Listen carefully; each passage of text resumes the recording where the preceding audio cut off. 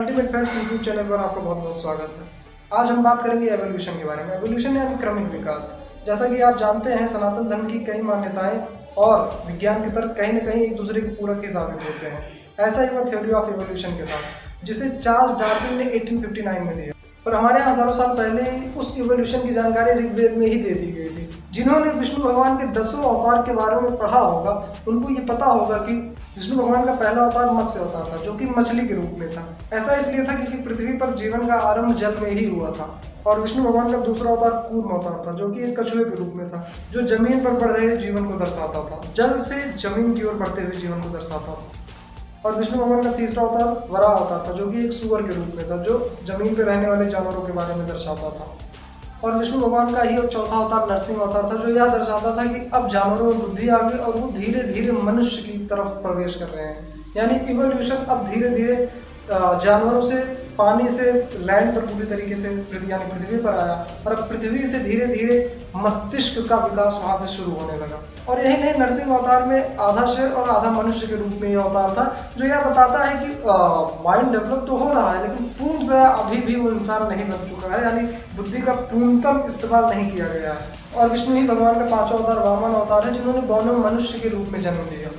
और विष्णु भगवान के छठे अवतार है भगवान परशुराम, जो कि वन और गुफाओं में रहते थे, पर इस समय से इन्होंने अस्त्र और शस्त्र का इस्तेमाल करना शुरू कर दिया था, जो कि ये दर्शाता है कि वो अपने बुद्धि से ही चीज़ों को अपने हिसाब से मैनेज करने लगा है। और अब बात आती है सातवें अवतार यानी प्रभु श्री राम के बारे में, जो कि अब यह दर्शाता है कि मनुष्य पूर्णतया से सिविलाइज्ड हो चुके हैं, वेल सिविलाइज्ड हो चुके हैं।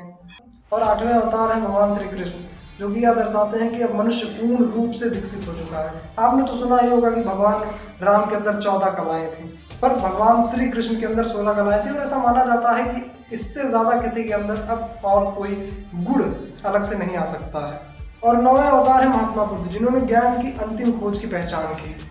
और विष्णु भगवान के आखिरी और 10वें अवतार है कल्कि, जो कि इस सृष्टि से पापों का सर्वनाश कर देंगे, खत्म कर देंगे।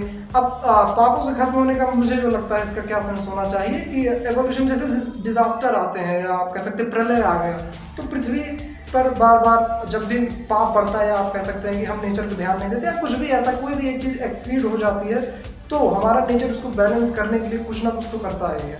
तो बहुत पहले ही डिजास्टर, इसके पहले भी आप कह सकते हैं प्रलय आ चुका है। तो मेरे हिसाब से ये अवतारों का इसी को दर्शाता है। ये सारी चीजें आपको वेद में, पुराण में और उपनिषदों में मिल जाएंगी। और कहीं ना कहीं इसमें मेरा भी एक पॉइंट ऑफ व्यू रहा है हर चीज़ में, कि मैं कैसे सोचता हूँ। मैंने अपने ढंग से भी चीज़ों को एक्सप्लेन करने का ट्राई किया है।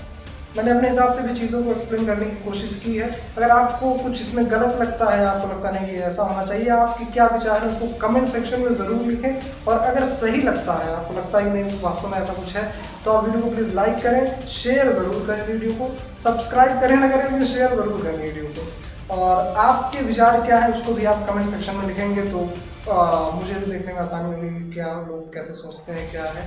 और अगर कुछ मुझसे गलती हुई, आपको लगता है कि मैंने ये गलत बताया, तो उसको कमेंट में लिख के ज़रूर सही करें। और हाँ, हमने एक वेदों की और सीरीज़ लॉन्च की है। सीरीज़ क्या है कि हम एक शॉर्ट्स पे, आप हमारे चैनल पे सब्सक्राइब करिए, हमारे चैनल पे जाइए, वहाँ पे देखिए शॉर्ट्स में पड़े हुए वेदों की सीरीज़, जो कि इसमें हम शायद 3-4 एपिसोड बना भी चुके हैं, 4-5 एपिसोड। आप जाइए उनको देखिए, वो भी इसी टॉपिक से रिलेटेड है, आपको जाना चाहिए, देखना चाहिए। और ऐसे ही आप चैनल को देखते रहिए, प्यार देते रहिए, लाइक शेयर एंड सब्सक्राइब करते रहिए। बहुत बहुत धन्यवाद।